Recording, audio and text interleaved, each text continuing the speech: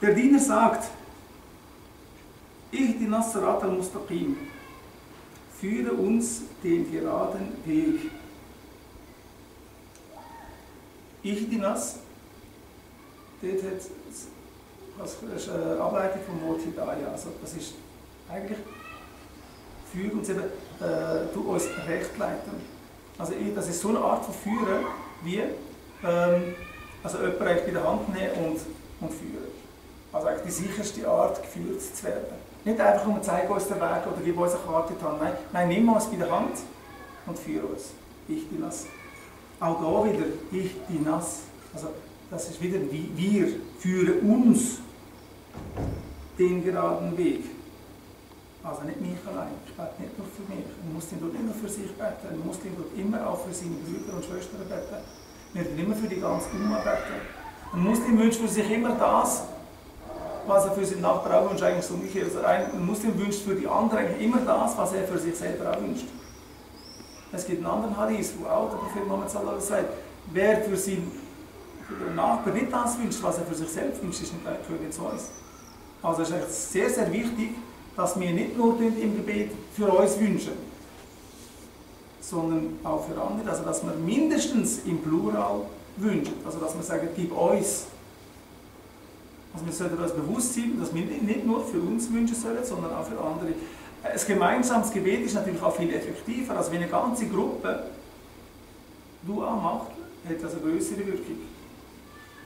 Und das kann man mit ganz moderner Technik sogar ist das scheinbar sogar messbar. Also da gibt es Leute, die, das kann ich jetzt noch nicht erklären, das ist zu kompliziert, aber man kann es scheinbar messen mit irgendwas Elektromagnetie und so Zeug. Also wenn eine ganz große Gruppe von Leuten zusammenkommt, entsteht eine ganz andere Energie und wenn du mit dieser Energie etwas bietest, hat die natürlich eine andere Auswirkung. Also wir bieten nicht nur für uns, sondern wir machen immer Dua für alle Muslime. Führe uns den geraden Weg. Was ist das, der gerade Weg? Sirat.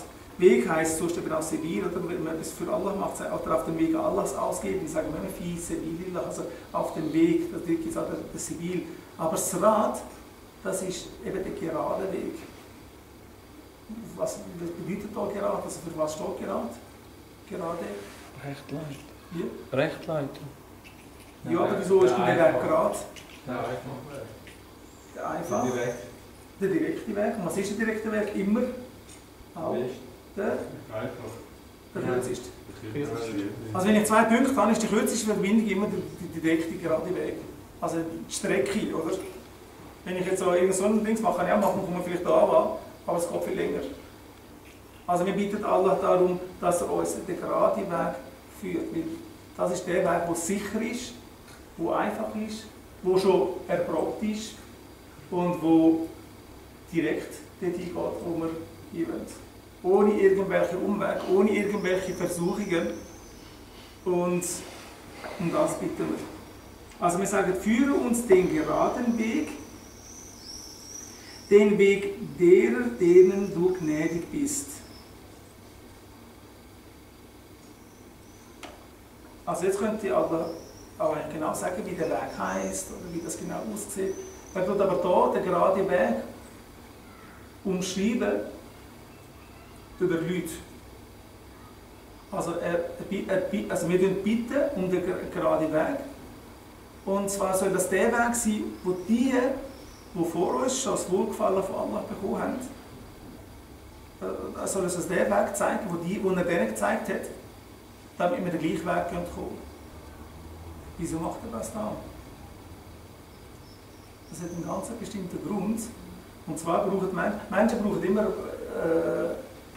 Role Models, was heißt das auf Deutsch? Vorbilder.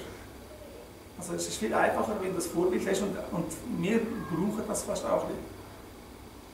Und es gibt ganz viele, die haben als Vorbilder irgendwelche Fußballspieler, ob jetzt das ein Messi ist oder ein... Wieso ist das der einzige Name, den ich mir merken kann?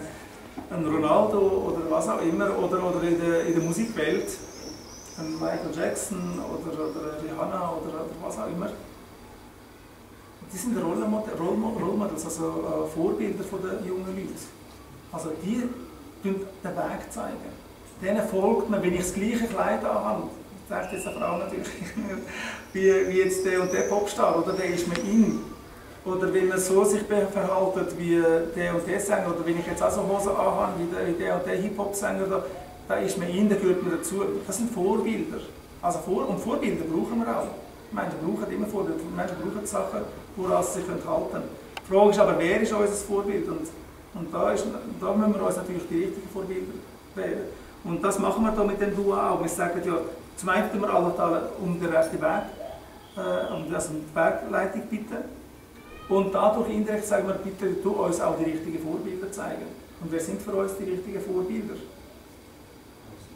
Ja, allen voran natürlich als der Prophet Mohammed sallallahu alaihi wasallam. Aber da gibt es natürlich dann andere. Nach dem Prophet Mohammed sallallahu alaihi wasallam sind die Sahabis, sind die Gelehrten, die Sheikhs, die Welu Allahs, oder all die, wo man kann folgen, wo man soll folgen. Und wer ist eigentlich das erste Vorbild von den Menschen? Wer ist das erste Vorbild, das man hat? Das erste Vorbild? Ich meine es jetzt nicht so, sondern jetzt als bei uns, wenn ich jetzt auf die Welt komme, das erste Vorbild, das ich habe, ist meistens wer? Sind Eltern. Dessen müssen wir uns auch bewusst sein. Das heisst, wenn ich mal Vater bin, also ich bin es jetzt schon, aber wenn ihr dann mal Vater sind, das ist wichtig zu wissen. Meine Kinder schauen auf mich. Irgendwie werden sie das machen, was ich auch mache. Also ich bin ein Modell für sie. Vielleicht bin ich so ein Modell, das sie kopieren, vielleicht bin ich aber das Modell, das sagt, genau das wollte ich ja nicht machen. Das kann auch sein. Aber auch dem war es ein Modell, einfach ein schlechtes Modell oder ein negatives Modell. Dessen müssen wir uns bewusst sein. Also wir sind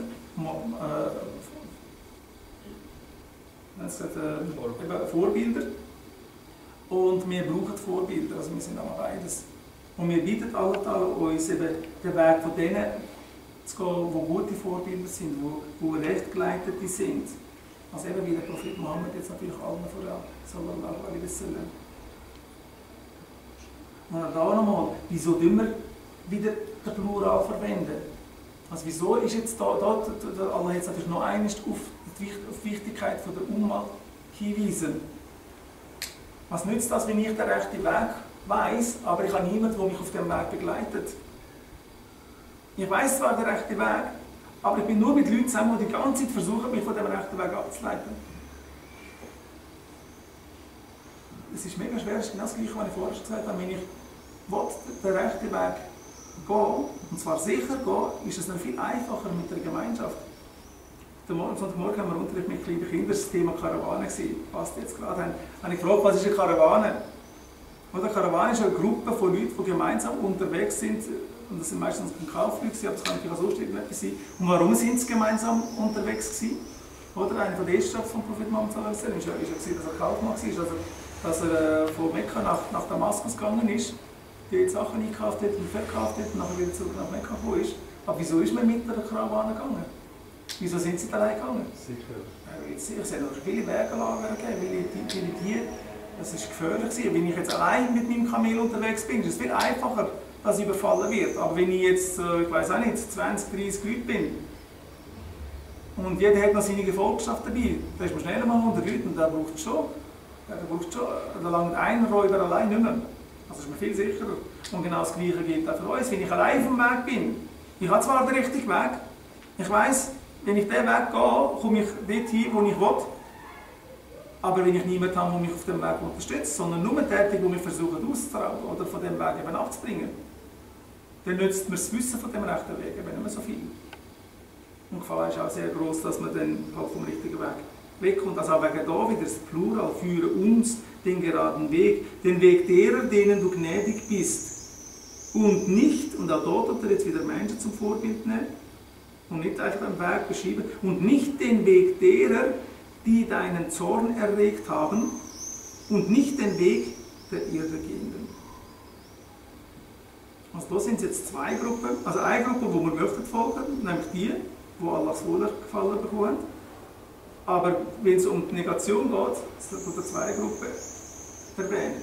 Also die, die deinen Zorn erregt haben, und die, also und eben nicht den Weg der Irregehenden, also die Irregehenden und die, die der Zorn erregen.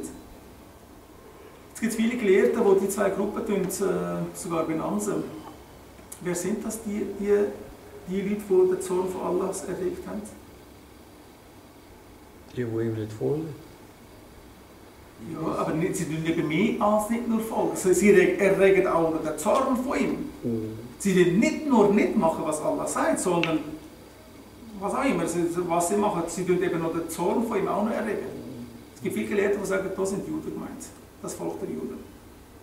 Weil die Juden ist das Volk, das am meisten Prophetengeschichte bekommen hat und trotzdem immer wieder abgeirrt ist, vom rechten Weg weggekommen ist. Und eben nicht nur einfach nicht gefolgt hat, sondern dermaßen, ich meine, stell dir vor, Allah sagt, du musst die Stadt da jetzt einnehmen, du musst doch Krieg machen mit dieser Stadt. Und sagen zum Propheten, geh doch du mit dem Gott kämpfen. Also nicht, sie sagen nicht, oh, wir haben Angst, wir gehen nicht. Sondern sie sagen, geh doch du mit deinem Gott. Also, es ist etwas anderes, ob du etwas nicht machst oder ob du auf so eine Art nicht folgst, dass du sogar den Zorn erregst. Ich habe noch eine Frage. Ja, natürlich. Man sagt immer, dass die Tora, das Buch der Juden, zuerst so sie wie der Koran, also man sagt, ich weiß nicht. Also was, stimmt das denn? Ja, das stimmt, aber es stimmt, so wie du gesagt hast, stimmt es nicht. Also man kann es nicht vergleichen mit dem Koran. Es war ein anderes Buch mit anderen Gesetzen, wo für das Volk sind. Aber es war ein Buch, das von Allah gekommen ist. Von Allah über Propheten, nämlich also über den Propheten Musa a.s. Und auch dort der Kernmessage war das gleiche. Ein Gott, nur einer, wo man arbeiten kann, nämlich Allah. Und den muss man befolgen. Es ist immer das Gleiche. Also jeder Prophet hat immer das Gleiche gesprochen. Aber die Gesetzgebung kann anders gewesen sein. Und sie sind viel strenger gewesen. Also die haben ein strengeres Gesetz als wir. Und wir wissen, also sie selber sagen das auch, dass es spätestens seit der Nachfolge von Suleiman a.s., dass dort die Tora verändert worden ist, und zwar absichtlich. Also bei der Folge von Suleiman a.s. hat es zwei Parteien gegeben. Die einen wollten, dass der neue König wird, dass der ist noch um König gegangen. Und die andere Gruppe hat gesagt, nein, der soll werden. Und beide haben sich rechtfertigen und beide haben dafür die Tora sagen wir mal, in der Tora steht. Und damit sie natürlich Recht behalten haben können, haben sie das verändern. Das haben sie an beiden Seiten dann gemacht. Und also das siehst du auch in ihren eigenen Filmen, also in ihrer eigenen Dokumentation, ja. Die wissen das auch. Aber es ist nicht der Koran, es ist ein anderes Buch. Aber auch von Allah. Und für uns wichtig, also wir haben Iman, also wir sind überzeugt, dass Allah das Buch geschickt hat. Also wenn jetzt irgendeiner kommt und sagt, Allah hat nie ein anderes Buch außer der Koran geschickt, dann ist das Kufr. So einer ist kein Muslim. Allah hat 4 Bücher geschickt, nämlich also Injil ist das zweitletzte, ja. Tora, Tevrat und Zebur und Koran natürlich. Okay. Also die 4 Bücher, da muss man also Iman haben, also wir müssen überzeugt sein, dass die Bücher gekommen sind. Das ist absolut Pflicht. Genauso wie es absolut Pflicht ist, Iman zu haben, dass Musa a.s. ein Prophet ist. Dass Dawud a.s. ein Prophet ist, Suleiman a.s. ein Prophet ist, Isa a.s. ein Prophet ist. Das sind No-Gos. Also wenn jetzt irgendeiner kommt und sagt, einer von den Propheten ist keiner gewesen, der ist aus. Okay, also mit denen, die deinen Zorn erregt haben, gibt es also Gelehrte, die jetzt sagen, das sind die Juden gemeint. Und nicht den Weg der Irregehenden, und das wären dann Christen, die Irregehenden. Also die sind eine Stufe weniger krass, also weniger schlimm als die Juden, die den Zorn von Allah erregen, weil sie auch heute noch aktiv eigentlich gegen ihn kämpfen. Während Christen jetzt eher auf die sind, die irgendeinen Weg gehen, aber auch nicht genau wissen, wohin sie gehen. Also das sind die Irregehenden. Und das Wort Irregehen, das hat für einen Araber eine ganz andere Bedeutung. Also für uns ist das vielleicht einfach so ein Wort, aber wenn ihr es mir noch vorstellen, wenn ihr in einer Wüste leben würdet, und damals haben sie keine Handy mit Navigation und so gehabt, also wenn du mal draußen warst und hast dich verloren, dann bist du schnell ein Irregehender gewesen. Also die haben sehr wohl gewusst, was es bedeutet, irre zu gehen. Weil da braucht es nicht viel, also in der Wüste sieht alles gleich aus und dann ist man verloren. Und dort ist man dann tatsächlich verloren. Also wenn du in der Wüste bist und den Weg verlierst, das heisst, du bist nicht rechtzeitig bei der nächsten Wasserstelle, ja, dann bist du tot. Also die haben noch wirklich gewusst, was das heisst, was es für Folgen hat, wenn man irregegangen ist. Hier nochmal etwas anderes. du wiederholen, führe uns den geraden Weg, den Weg derer, denen du gnädig bist. Also bei denen, die jetzt gut sind, sagt Allah Ta'ala, du bist gnädig zu ihnen. Bei den anderen sagt Allah, und nicht den Weg derer, die deinen Zorn erregt haben, und nicht den Weg der Irregehenden. Also bei denen, die etwas falsch machen, also bei der richtigen Seite heisst Allah, du hast ihnen die Rechtleitung gegeben. Aber nicht, Allah, du hast den anderen den Weg nicht gezeigt. Sondern sie haben bewusst etwas anderes gewählt. Also die den Zorn Allahs erregt haben, haben das aktiv gemacht. Also sie haben den Zorn Allahs erregt. Nicht Allah hat gesagt, könnt meinen Zorn erregen und sie haben seinen Zorn erregt. Nicht Allah hat gesagt, könnt irre und sie sind irre gegangen, sondern sie sind irre gegangen. Also ganz ein vieler Unterschied da noch. Beim Guten sagen wir, du hast es gemacht. Und bei den schlechten Sachen sagen wir nicht, Allah hat das Schlechte gemacht, sondern der Mensch wird selber Schlechte entscheiden, sich für das Schlechte entscheiden. Also wir haben ja die Wahl, immer die Wahl, das Richtige und das Falsche zu machen. Und wenn wir das Falsche gewählt haben, können wir nicht sagen, ja, Allah hat mich das wählen lassen. Das wäre zu einfach, das wollen wir nicht. Und da tut jetzt Allah das Geheimnis lüften, das, was er vorher angetönt hat. Ja, was ist jetzt das? Wonach hat der Diener gefragt und das soll erfüllt werden? Er sagt jetzt, all dies ist für meinen Diener. Und mein Diener soll erhalten, wonach er gefragt hat. Und was ist das, das all dies? Am Anfang von dem Satz sagen wir was? Führe uns den geraden Weg. Also Allah Ta'ala, bitte gib uns Rechtleitung. Und der Wunsch erfüllt Allah Ta'ala jedem Mensch, wenn er ihm denn vom Herzen sagen. Also was ist ein Dua, wo Allah da verspricht, wer das von mir bittet, der bekommt es über. Er tut da gar keine Einschränkung machen. Er sagt nicht nur der oder der oder der oder der, sondern jeder. Jeder, der das will, der wird das bekommen. Und was ist das? Die Rechtleitung. Also jeder Mensch, der um Rechtleitung bittet, bekommt sie. Also wenn einer keine Rechtleitung bekommt, dann hat er sie auch nicht wollen. Ja. Aber dann kann man im Prinzip den Christen sagen, der mit denen redet, er soll die Dua ernsthaft rezitieren. Natürlich. Und nach dieser Rechtleitung wünschen. Das Problem ist aber dass der denkt, er ist schon rechtgeleitet. Das ist ja der Punkt. Ja. Damit er so eine Dua machen kann, muss er zuerst mal akzeptieren, dass er nicht rechtgeleitet ist. Oder dass zumindest die Möglichkeit besteht, dass er nicht rechtgeleitet ist. Aber das ist genau das Problem. Es gibt schon solche, die das noch nicht so wissen, ganz genau. Ja, gut, aber dann sind das auch nicht ganz Christen. Das sind einfach Leute, die suchen. Ja, und denen muss man sagen, ja, bittet Allah um Rechtleitung. Mit dieser Sure eigentlich. Ja. Und es gibt ja genug Beweise, es gibt ja genug Leute, bekannte Stars, wo man wissen, wieso ob Star oder nicht Star spielt keine Rolle, aber bei den Star hört man es halt schneller. Ein Yusuf Islam, ein Cat Stevens, der hatte mit Muslimen keinen Kontakt gehabt, aber der hat gesucht, der hat Allah, ist ja fast vertrunken, der hat gesagt, wenn ich das überlebe, dann. Und dann hat er auch wählen und Allah hat ihm gegeben. Und heute ist er so ein Vorbild, oder, für viele. Also wenn wir das machen könnten, was er macht, dann würde man schon viel machen. Okay, jetzt sind wir eigentlich beim Hadith durch. Jetzt möchte ich aber nochmal gerne auf den Anfang zurückgehen. Jetzt haben wir noch 10 Minuten, das langt gerade.